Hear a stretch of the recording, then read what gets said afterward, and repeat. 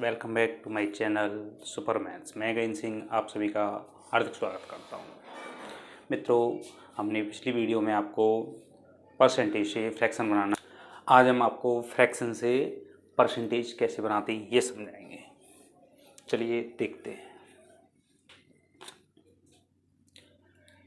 जैसा कि यहाँ परसेंटेज दे रखा है और उसका हमें क्या बनाना है, फ्रैक्शन।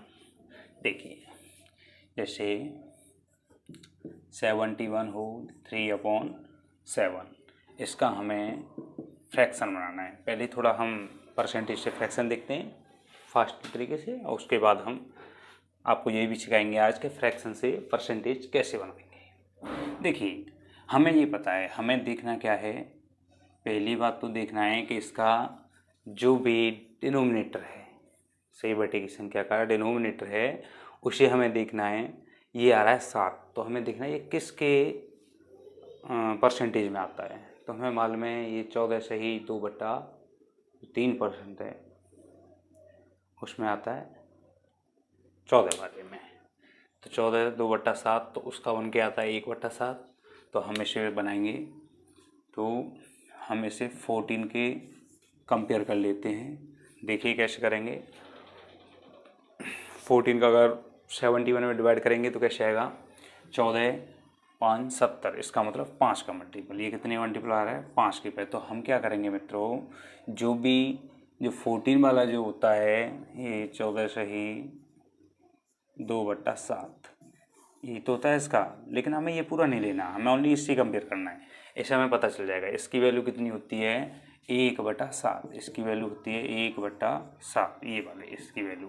तो यहीं से मालूम पड़ जाएगा 14 वाले की वैल्यू होती है 1/7। उसमें हमें कितने का गुणा कर देना है। अब जब हमें 71 बनाना है तो 5 का गुणा, क्योंकि 5 के मल्टीपल पे है, तो ये कितना बन जाएगा, 5/7 बन जाएगा सेम कंडीशन में। तो इसका आंसर आया कितना, 5/7।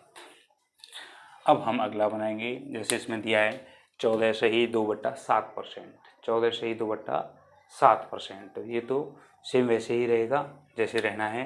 डायरेक्ट इसका कर देंगे हम, जिसका भी 100 बन जाए। देखिए एक ही चीज़ है, 14 से ही 2/7। हमें देखना क्या है, 14 7 98, 98 और 2 100। जिसका 100 बन जाए समझाइए, उसका ऊपर रहना है 1, और जो भी है उसका सेम कंडीशन में 7, जो भी डिनोमिनेटर है उसे रख देंगे। ठीक है मित्रों, अब देखते हैं आगे। अब क्या होना है, तो 14 से ही 2/7 का फ्रैक्शन हमने पा लिया है। अब देखिए, तो इसका हो जाएगा 1/7। अब आते हैं 66 से ही 2/3%, 66 से ही 2/3%। अब इसको निकालेंगे, हमें मालूम है 33 का मल्टीपल है, 33 दूनी 66, और 33 से ही 1/3%, उसकी वैल्यू क्या होती है, देखो 33 से ही 1/3%, इसी का तो मल्टीपल है दो में, तो इसकी वैल्यू होती है 1/3, और ये इसका कितना है, 2 गुना है। तो हम यहाँ पे भी इसका 2 गुना मल्टीप्लाई करेंगे, कितना हो जाएगा, 2/3। तो इसका आंसर कितना बन जाएगा, 2/3 बन जाएगा। अगला देखते हैं, जैसे 75%, ये तो सिंपल ही है, 75% है, तो आप चाहो तो परसेंट के साइन को हटाएंगे और यहाँ पे लिख देंगे इसके नीचे 100, और ये 25 से करेंगे, ये 3 टाइम्स जाएगा, ये 4 टाइम्स। इसका आंसर क्या बन जाएगा, 3/4। चलो अभी नेक्स्ट लेते हैं, चेक कर लेते हैं एक बार। ये आ रहा है कितने मल्टीपल पे, 5 के पे। वैसे मैंने तो कंफर्म है, आप लोगों को बताने के लिए मैं ये बता रहा हूँ।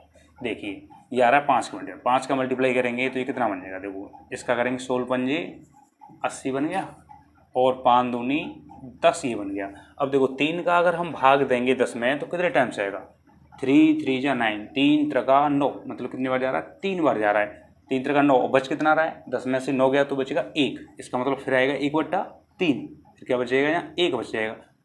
तो देखो इन दोनों को तो हम जोड़ लेंगे, क्योंकि भाई ये इसका ऐसा तो नहीं हो सकता ऊपर जो अंश होता है वो बड़ा हो, अंश छोटा ही करना पड़ता है, इसलिए हमने इसमें भाग दे दिया है।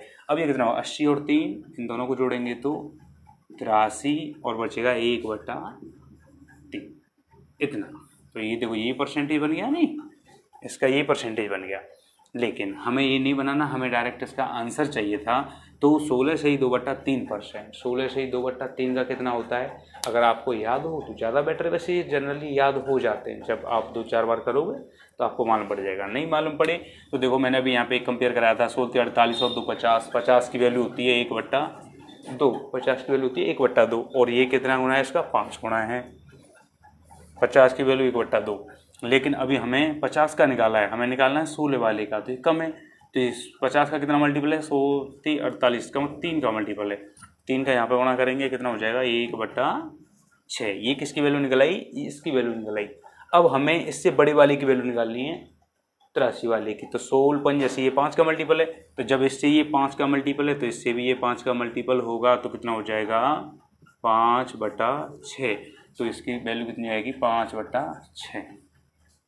अब आप कहोगे ये तो बहुत सर बड़ा मेथड हो गया, इससे तो अच्छा हम मल्टीप्लाई कर लेते। अब देखो मैं जल्दी करके दिखाता हूँ, इससे बहुत ही जल्दी करेंगे। देखो मैं माइंड ही माइंड में कैसे करते हैं हम लोग, आप भी ऐसे निकालोगे। 83 1/3%, हमें मालूम पड़ा 16 5 80, 5 के मल्टीपल पे 16 की होती है, कितनी फ्रैक्शन होती है? 1/6 होता है 16 का, और ये 5 के मल्टीपल पंजे, 16 5 80, हमें 83 का निकालना है तो इसका डायरेक्ट मल्टीप्लाई करेंगे 5/। अब है 83 वाला हो गया, 83 वाला अभी हमने कितना निकाला? 5/6, 16 5 80। अब देखते हैं, अब 100 से ऊपर वाला देखिए, 100 200 300 400। देखो इनका अगर हमें परसेंटेज निकालना हो तो देखो कितना आता है, पहले ये जानो। 100 का हम परसेंटेज निकालेंगे तो 100 × 1/100 ऐसे हो जाएगा, तो इसका आंसर कितना आता है? 1। ऐसे ही जब 100 का इतना है तो इसे 200 का निकालेंगे तो इसके दोनों जीरो कट जाएंगे, ये कितना आएगा आंसर? 2। ऐसे ही 300 का कितना आएगा? 3, और 400 का कितना आएगा? 4। इस तरीके से 100 वाले का परसेंटेज से फ्रैक्शन निकाल लेते हैं। चलो ये तो सिंपल है, लेकिन अब इन्हीं से आगे भी अगर बनेंगे तो हम उनका कैसे निकालेंगे, चलो चेक करते हैं।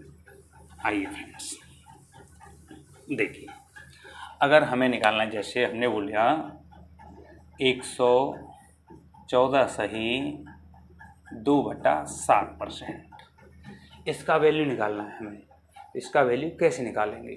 तो हमें मालूम है यहाँ 100 आ गया, 100 आ रहा है, तो 100 का वैल्यू हो गया 1, फिर लगाएंगे प्लस।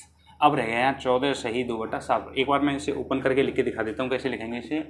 इसे हम लिख सकते हैं 100% प्लस 14 होल 2/7%, ऐसे भी तो दिखा सकता है। अब भी यही लिखा हुआ है, ठीक है ना, समझाने के लिए बता रहा हूँ मैं, आप समझिए वैल्यू बनती कैसी है। अब देखो 100% का कितना आ गया? 1 प्लस 14 होल 2/7, इसका परसेंटेज फ्रैक्शन कितना होता है?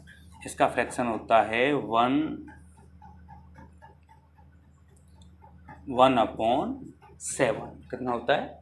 1/7। अब इसे हम ऐड कर लेंगे। देखो इस तरीके से अगर कोई भी चीज़ लिखी हो तो हम उसे ऐसे भी लिख सकते हैं। क्यों लिख सकते हैं अब आप ये जानो। इसका हम यहाँ एलसीएम लेंगे सबसे पहले, ये हो गया 7।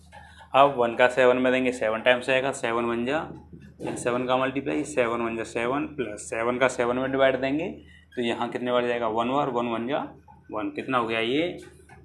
8/7।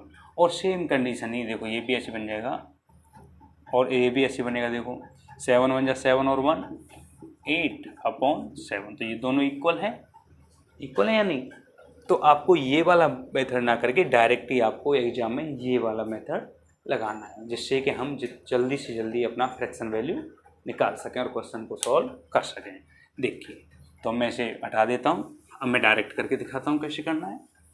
हमें करना है डायरेक्ट, ये भी लिखने की हमें ज़रूरत नहीं है, ये भी लिखने की ज़रूरत नहीं है, डायरेक्ट ही करेंगे हम। देखो इसका आ गया 1 और अब क्या बचा? 14 होल 2/7, 14 से ही 2/7%, इसका मतलब होता है 1/7, तो 7 1 7 और 1 8/7, तो इसकी वैल्यू कितनी आ गई? 8/7। चलो और कोई लेते हैं, इसका हो गया आंसर ये। अब निकालते हैं हम, जैसे 316 सही 2/3%, इसका हमें फ्रैक्शन वैल्यू निकालना है। तो इसका फ्रैक्शन वैल्यू देखो कितनी माइंड डिमांड में निकलेगा। ये आ गया 3 और 16 से 2/3% की वैल्यू कितनी होती है 1/6। तो सीधे 18 और 1 19/6 ये इसकी फ्रैक्शन वैल्यू आ चुकी है। आपको भी इसी तरीके से निकालना है। चलिए एक और लेके दे देता हूँ last and final. 2 whole 257 whole 1/7%। 257 से 1/7%। अब हमें इसका फ्रैक्शन, तो इसका तो ये दो रहने ही रहना है। अब आ गया 57 से 1/7, इसका फ्रैक्शन वैल्यू कितना बढ़ेगा। तो 57 का अगर हमें निकालना है तो हम के पहले तो 57 का ही हमें लड़नी है। तो किसी से कंपेयर करते हैं। देखिए 12 का देखें तो 12 5 60 नहीं आ रहा है 12 के में, 12 चौक 48, 12 5 60 नहीं आ रहा है। फिर हम 14 का देखेंगे, 14 चौका 56, हाँ ये नियरेस्ट है 14 वाले में, 14 वाले का नियरेस्ट है। तो 14 वाले का होता है 1/7 और ये कितना गुना है 14 का, देखो 14 चौके मतलब 4 का मल्टीपल। तो इसका यहाँ 4 का मल्टीपल हो जाएगा 4/7, तो हो जाएगा 4/7 निकला यहाँ। और 7 दूनी 14, 14 और 4 कितना हो गया 18/7। ये इसका फ्रैक्शन वैल्यू बन चुका है। इसी तरीके से आपको भी फ्रैक्शन वैल्यू निकालना है। अब चलिए अब हम आपको बताते हैं कि जो कोई भी फ्रैक्शन वैल्यू दे रखी है उससे हम परसेंटेज कैसे बनाएंगे। चलिए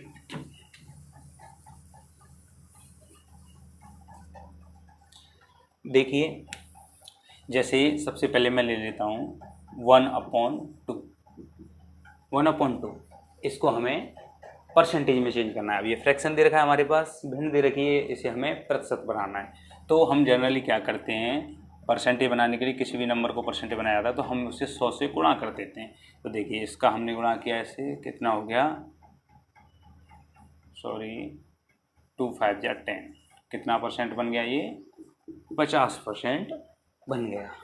लेकिन हमें वैसे ही पता होता है कि 1/2 आधा है तो 50% हो गया, चौथा ही भाग है तो 25%, 1/4 पार्ट को हम 25% कहते हैं। जैसे हमने ले लिया 1/4, इसका हमें बनाना है डायरेक्ट ही 1/4 का फ्रैक्शन कितना हो जाएगा। तो आपको देखना सिंपली ये है कि ये कितने का मल्टीपल है 25 चौका 100, इसका मतलब कितना बन गया है 25%। आप ऐसे टेबल भी बोल के बना सकते हो।